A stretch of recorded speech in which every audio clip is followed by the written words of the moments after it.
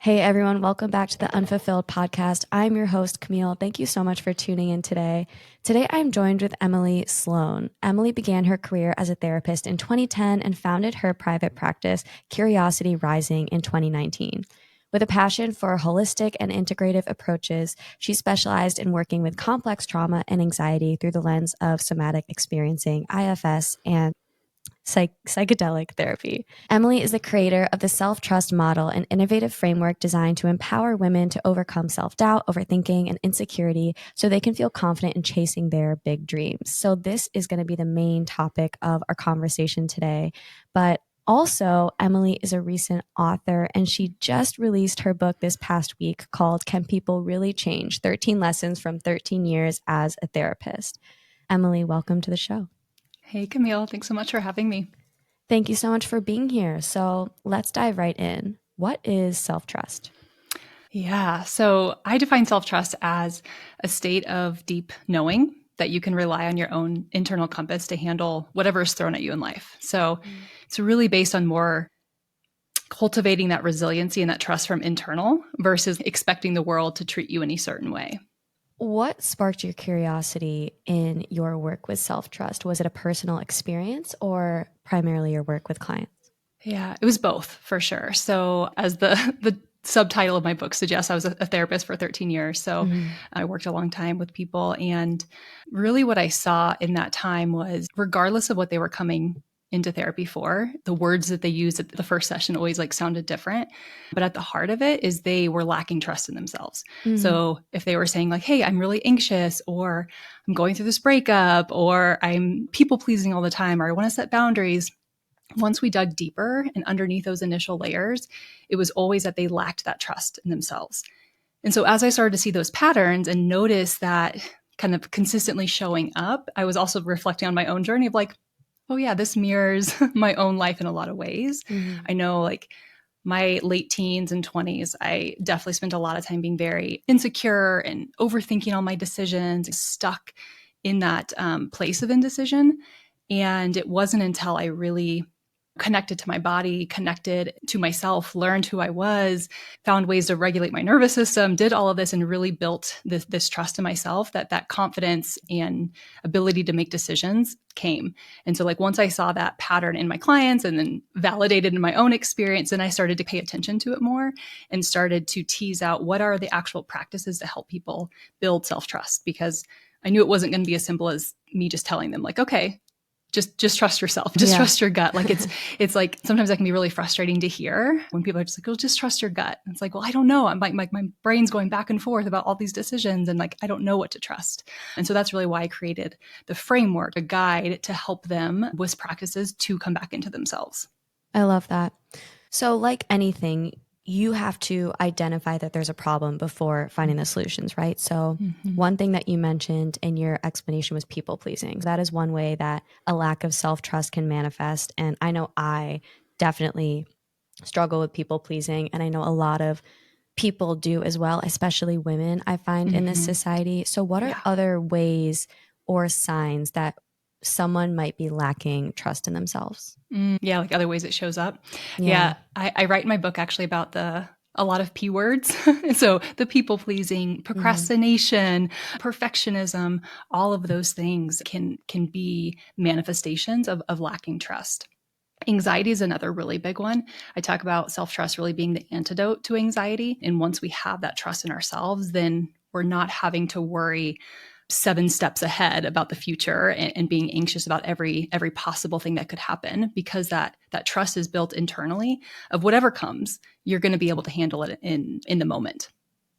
Perfectionism is a really interesting one because on the surface, perfectionism doesn't scream, I lack self-trust or confidence in myself. Can you share a little bit more about that one and why it actually is a byproduct of lacking trust in ourselves?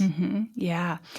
So the way that I approach perfectionism or any of these really is from the perspective of our parts work. Are you familiar at all with IFS or parts work, that language? Not really. I would love for you to share about it. Okay, so IFS is internal family system. So it's this idea that we have this internal family of parts in ourselves.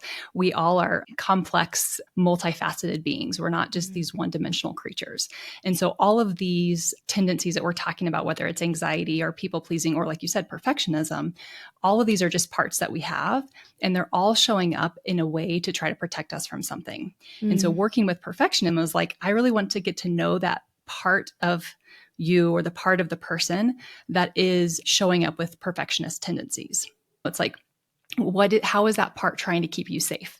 And often it's the fear of, well, if it's not perfect, then I won't be able to handle it. Or what's going to happen? I can't survive if it's not perfect. I'm going to be rejected. I'm going to lose my job. My boyfriend or girlfriend's going to break up with me. My friends aren't going to like me if things aren't perfect. And so it comes from the place of like, I can't be okay unless everything is perfect. That way I can control the people and the career in my life. So it's trying to actually control everything else around you. Yeah. Similar to people pleasing, perfectionism is another one I've spoken to in past episodes that I very much can resonate with.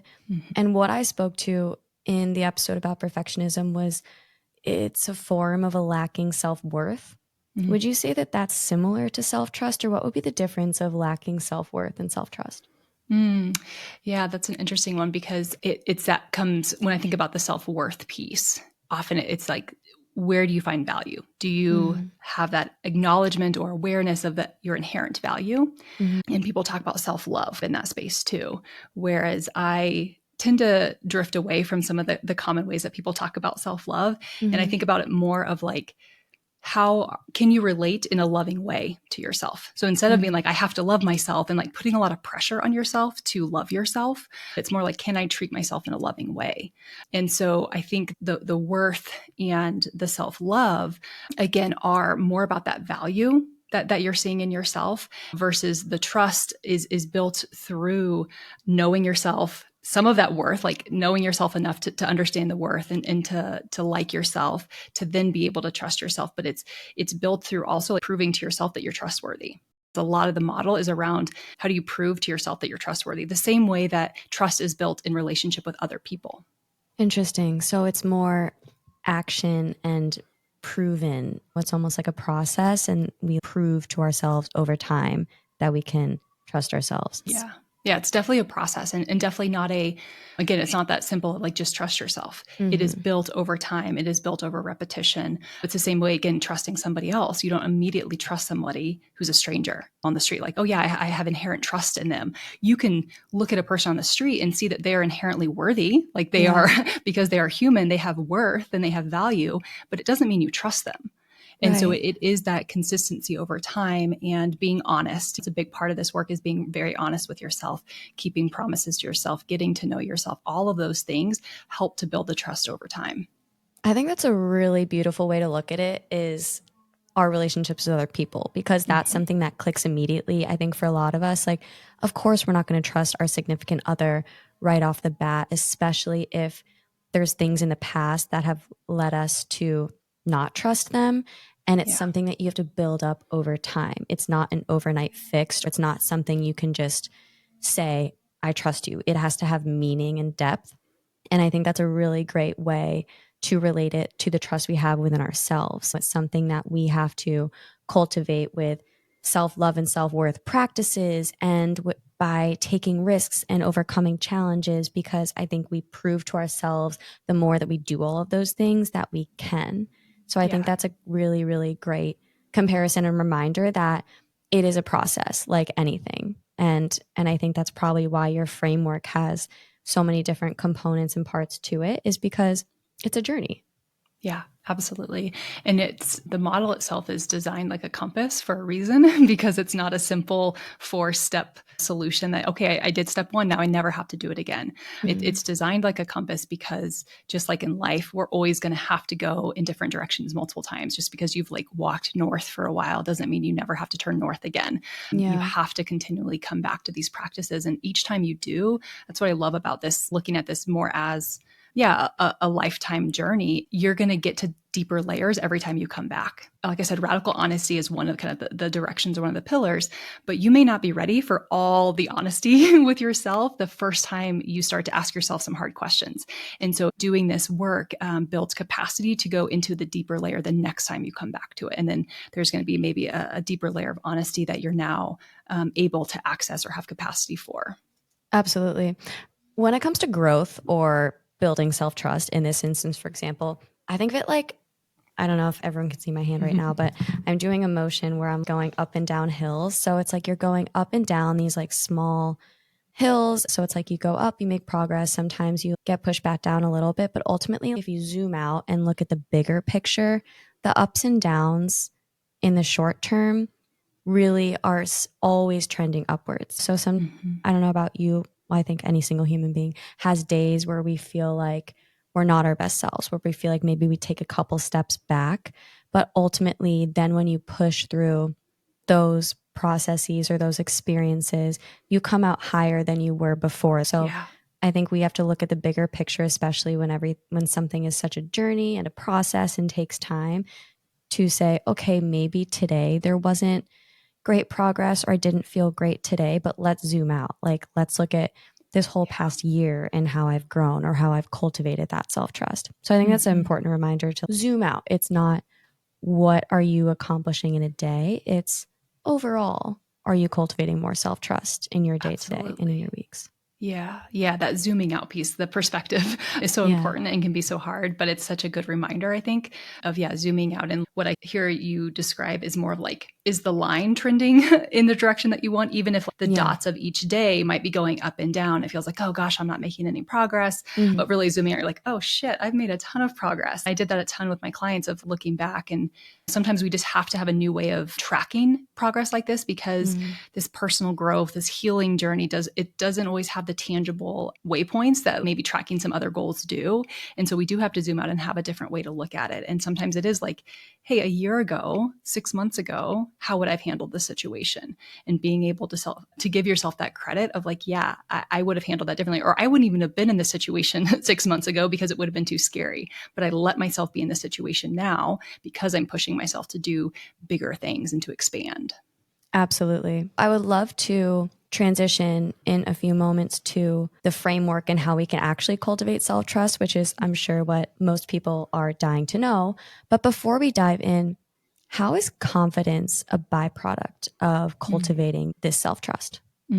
Yeah. So again, I think this approach shifts things a little bit for people, because oftentimes when we have a goal, we want to just laser focus on that goal and finding the very maybe logical path to get there. So we think about building confidence. It's like, okay, how can I laser focus on building more confidence? Are there affirmations? Are there practices I can do?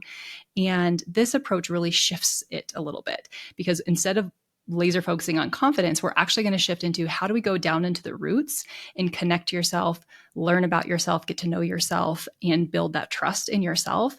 And then from that place of more trust in yourself, that's where that more genuine, organic, authentic confidence actually just emerges as a byproduct of the self-trust.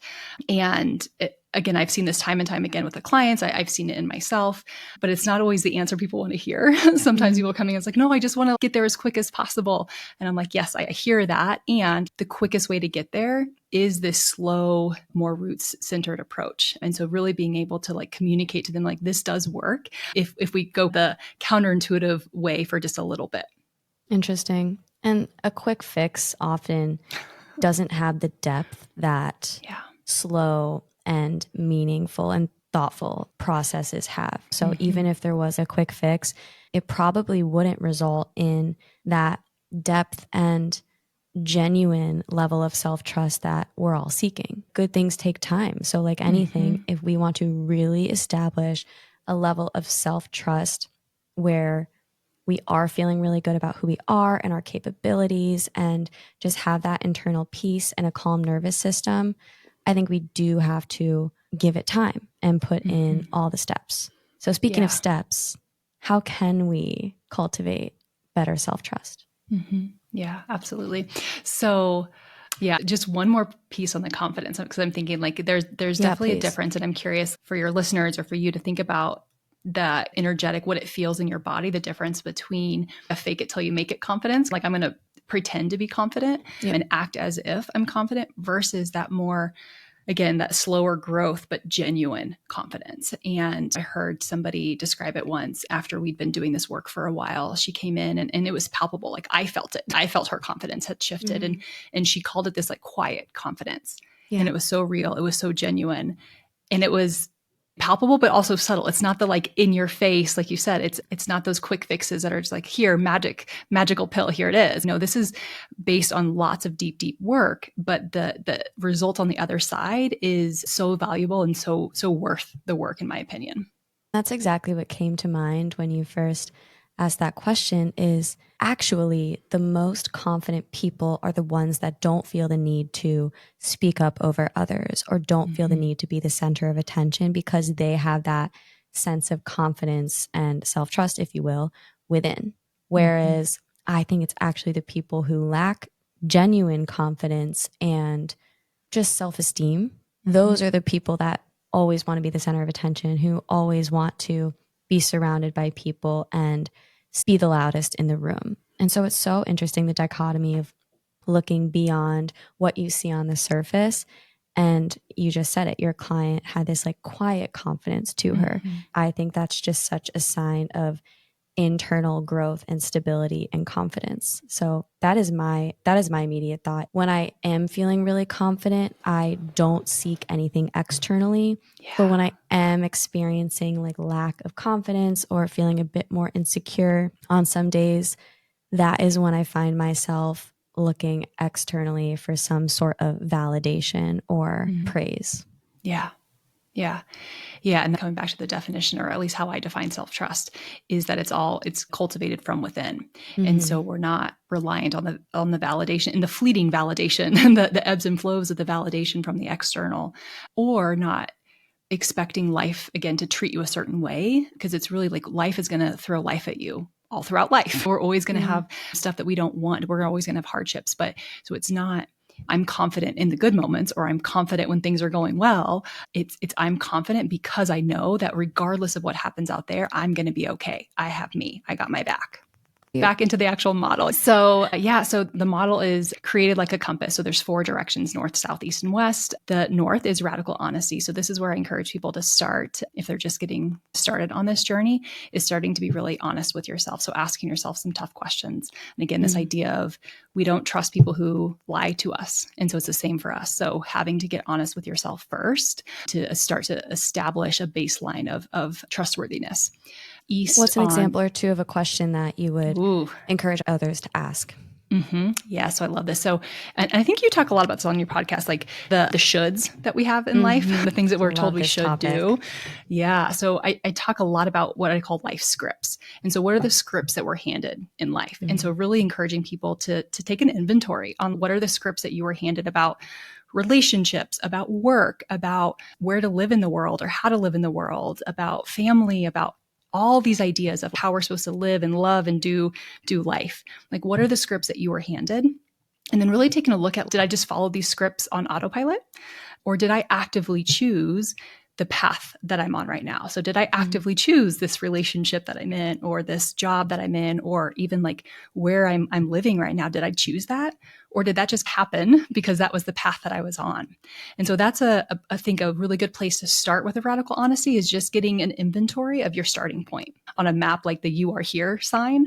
It's starting there and figuring out where that starting point is for you and where you've made decisions consciously and deliberately versus where you just coasted your way there. And no shame either way, but just being honest with yourself about that.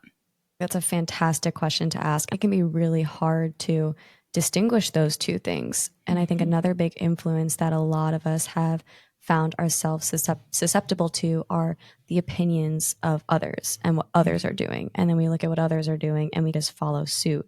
I think it takes a lot of tuning inward and some real deep thoughtfulness to figure out what we actually value versus what we're doing just because of others. Like, are we even enjoying it, or is there any benefit that we value from that thing that we're doing?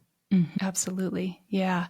Yeah. And I think especially when the trust in yourself is lacking, it can be easy to turn over that decision to someone else. So whether Yeah, it's a because we're like, family oh, member or we parent. can't trust our own decisions, so they probably know best, but then they lack self-trust. So then they're probably thinking the same exact thing and they're doing what that other person is doing. Oh my God, what if it's this whole web of we all just lack self-trust and we're all copying each other? This is wild. Okay, Yeah. so we're Yeah. getting honest with ourselves. That's step one. What's step two? Yes. Yes. Yes. So the next direction is keeping promises. So this is all about actually following through. And so setting those tiny commitments, setting those tiny promises to yourself and following through. So proving to yourself that you're trustworthy.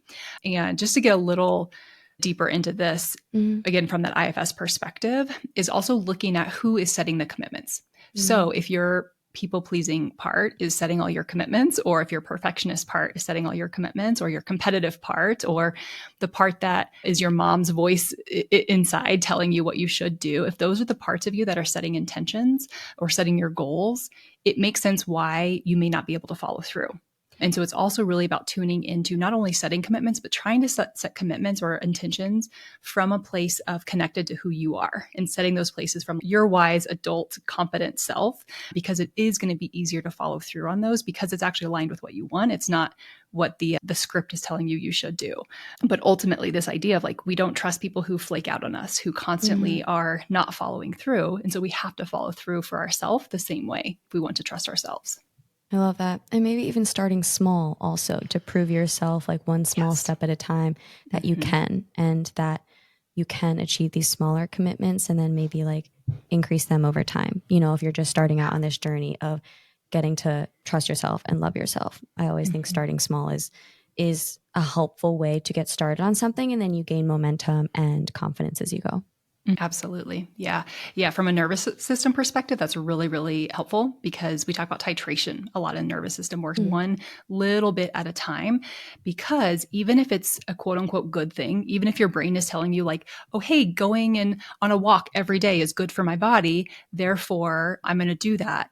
If it's too much for your system to try to go on a hour-long walk every day, even if your brain is saying it's good, it's going to register as like too much of a change, and it's going to send your system into shutdown, overwhelm. I'm not going to do it. And then it contributes to this narrative of, oh, I can't follow through. I can't trust myself. So yeah, starting as small as possible and building up again that momentum, that confidence, that track record. Oh no, I can follow through. I can trust myself. And then, like you said, letting that expand and continue to grow.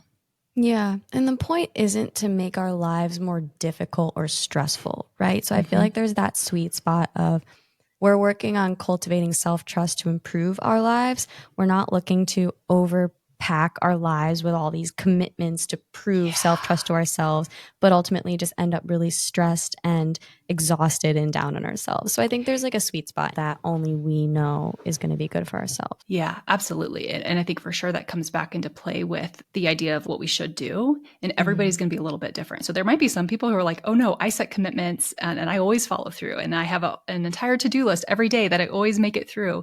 But that might be, again, fueled from that place of that's how I prove my worth. And so I always like to talk to people too about this idea of keeping promises. If you use a to-do list, if you have something like that, how can you use that as a tool to support you building trust in yourself? But how do you not attach your worth to the completion of that to-do list? 100%. Yeah. Have a whole episode on that as well. I could really talk about that. But let's talk about step 3. Yeah, so this is where the nervous system regulation piece comes back in. And so it's really, really hard to trust your intuition if your nervous system is dysregulated.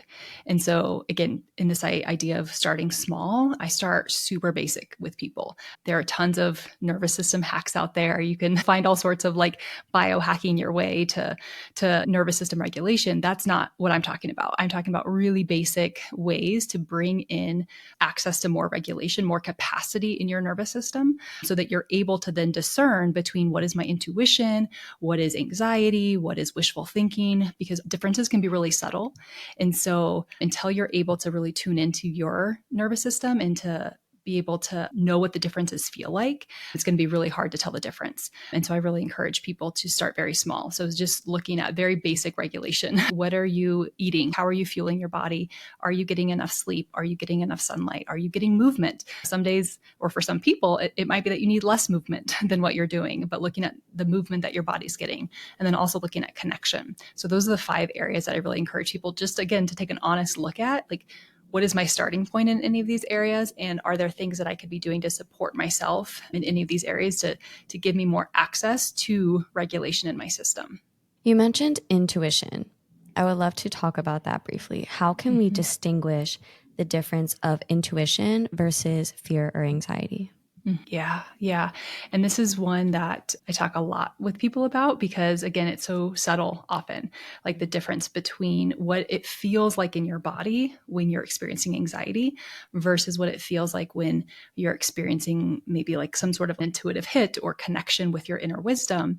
Sometimes the difference can feel subtle. And so that's, again, why this regulation piece is so important, because you have to first understand, what does regulation feel like? What does calmness feel like in my system?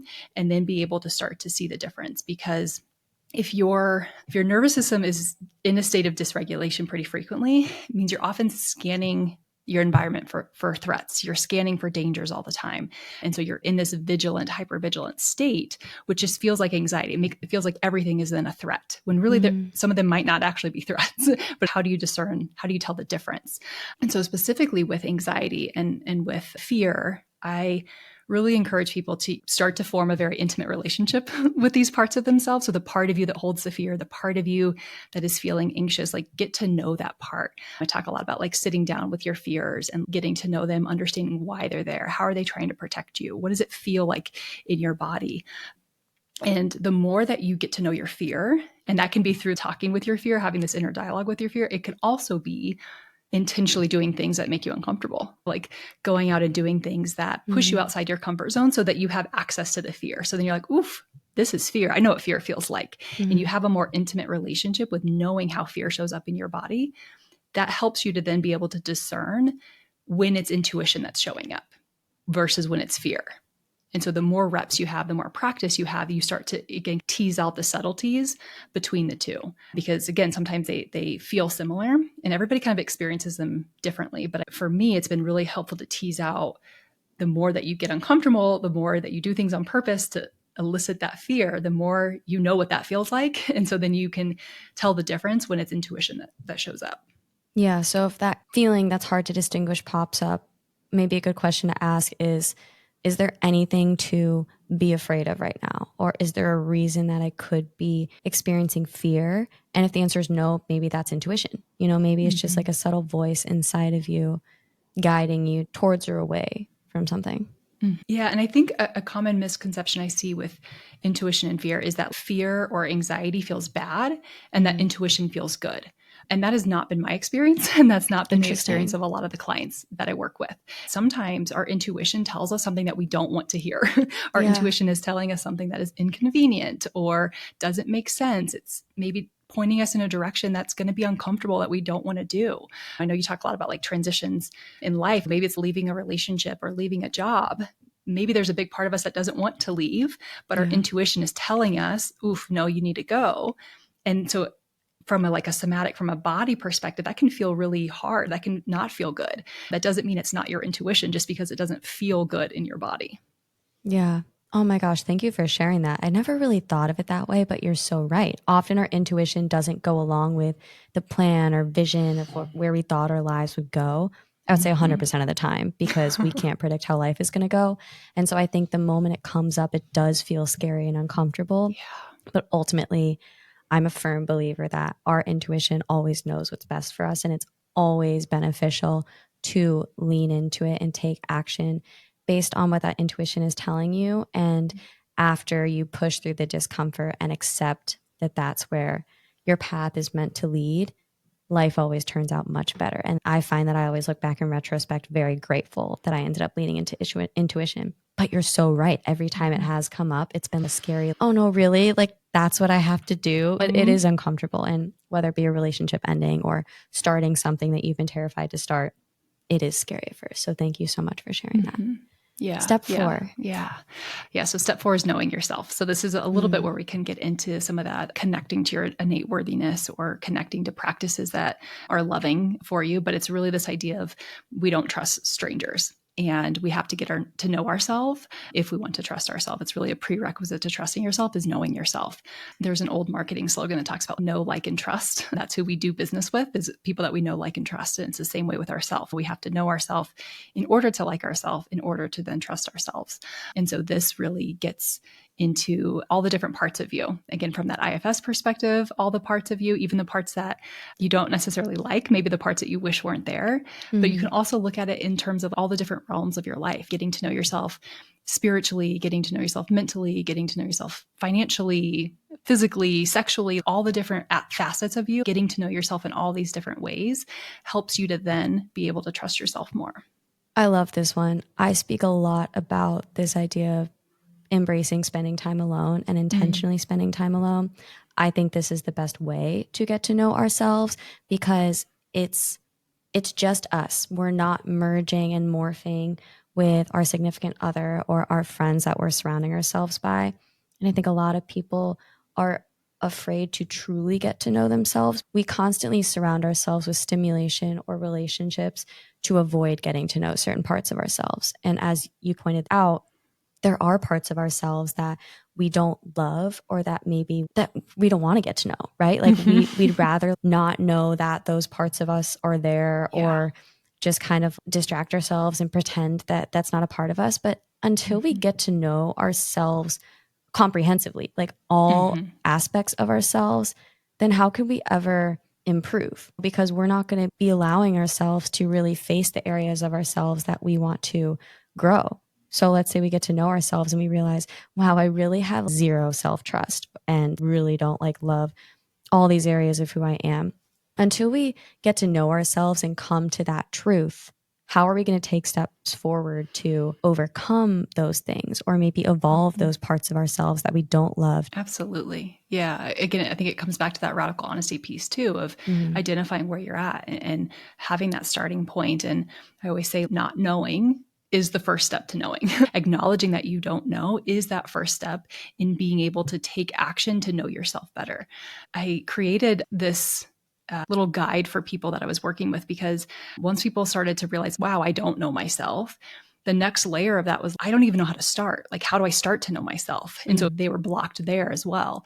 And so I created this little solo date guide where it gave them some idea of 2 solo dates a month for an entire year based on the seasons of like, here are ideas, go out, take yourself on a date. Treat yourself the same way you would if you were courting a new friend or a new romantic partner. Like, treat yourself that same way with the same reverence and the same care and see what happens. Like, see what happens when you start to treat yourself in this way. Absolutely. I love that so much. How can someone navigate self-doubt or anxiety or fear as they go through all of these steps or transitions in life? Yeah. Yeah, I love that because I'm definitely working with some of that right now. Just as I was telling you earlier, like entering this new arena of publishing a book for the first time. It's all brand new. And so of course the doubt part of me has gotten really loud, especially over the last couple of weeks. And it's not because the self-trust work that I've done doesn't work. It's actually because it does. It's because through all this work of self-trust and building this confidence that like I'm putting myself in situations now that I wouldn't have before. And so the doubt often rises to meet the level of vulnerability that we're stepping into. So stepping into new areas of vulnerability, new things that you haven't done before, things that are scary, that doubt is going to rise to try to match it. And so the first thing I would say is just because doubt is showing up does not mean you're doing anything wrong. In some ways, it means that you're probably right on track because you're pushing yourself into situations that are going to allow you to evolve and to grow. So just knowing that that's part of the work. Doing the self-trust work is never to get rid of our parts. So we're never going to try to get rid of the doubt. The doubt's never going to go away. So again, it's more about building this relationship with the doubt and understanding and listening to the doubt when it shows up and what it wants to share with you, like seeing it as a messenger, but ultimately knowing that doubt isn't the one who makes the final decision. That's so beautiful. And maybe the doubt also always brings you back to these practices and is a great reminder, a signal, as you said, that we need to get to know ourselves better. We have to come back to being radically honest with ourselves, regulating our nervous system. And I'm forgetting the other one. Keeping promises. Keeping promises with ourselves. Mm-hmm. I think of life as just like a constant balance. There's some days and weeks we're feeling super confident on top of the world. Our self-trust is through the roof. And then there's other weeks where our self-doubt seems to just always be this lingering and looming cloud over our head. Mm-hmm. But I think that that's the beauty of life, is constantly going in and out of the other to find this balance. But as one pushes us towards the other, we're constantly leveling up by entering experiences that we're more vulnerable in, and coming back to the idea in the beginning, like the line's always going upward, you know? So Mm-hmm. I love that concept that we're never going to get rid of the doubt, the insecurity, but we can always come back to these mechanisms to cope with them, and we can learn how to live alongside them as we level up and enter new challenges and go through these life transitions. Yeah. Developing that intimate relationship with them, listening to them. I think a lot about just like the contraction and expansion cycles that are so prevalent in nature, and just like how our nervous system works too, is again, we're not supposed to be in this constant state of regulation. It's not supposed to be a straight line. There are ups and downs. It's that constant in and out contraction and expansion. And that's actually what makes life so full, in my opinion. Yeah. And so trying to eliminate all the parts that we don't like, we end up not having a lot of the joy and a lot of the fun and a lot of the play in life too. Absolutely. I literally had this thought yesterday because I had a day this week following a day where I was feeling super happy and on top of the world, that I was feeling a bit down. And I was like, oh, why do I feel like I just moved backwards? And then I came back to the reminders that we're not meant to be happy all the times as human beings. Our bodies are supposed to go in and out of these different transitions and feelings because they're signals to us. And after I navigate through any discomfort or any lower frequency states, I always come out feeling so much stronger, because it always brings me back to the practices that ground me, that make me feel a lot more confident in myself and centered and all the things. It's just such a breath of fresh air coming out of those states after doing the reflection and the work. And I always find I come back stronger and a bit happier from them. And I think that's one of the most beautiful parts of life, whether it be going in and out of self-doubt, self-trust, just like highs and lows, whatever it is. That's just the whole idea of life. And as we said in the beginning, this framework is something that we're constantly working on. There's no finish line to self-trust, because it's not like you get to a point where you're just 100% trustworthy in yourself and that never falters. We're always going to have that self-doubt that rears its head. So these are literally just like daily practices, which is why it's probably really important that you all go buy Emily's book, which she'll now tell us a little bit about.